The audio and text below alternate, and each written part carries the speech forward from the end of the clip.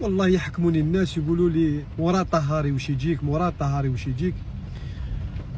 يا خويا انايا يوسف طهاري، حبيتو تفهموا مراد طهاري واش يجيني. مراد طهاري خويا الكبير يا خاوتي، وكان عايش لاباس عليه هنا في الجزائر، كان عايش ياكل ويشرب خير ربي. بدا يدير في المشاكل في الدار ويخلط في الشيخ بابا، يدير له في المشاكل البابا، وبابا كان عيان وتعبان مريض شويه، عطالو دعوه الشر، عطا المراد خويا طهاري عطالو دعوه الشر يا خاوتي. خرج من الدار راح ركب في بابور راح للطاليان، عم بالو يربح يا خاوتي، ملي راح للطاليان ما ربح ما والو. وهذه قاع دعوة الشر مدهالو بابا.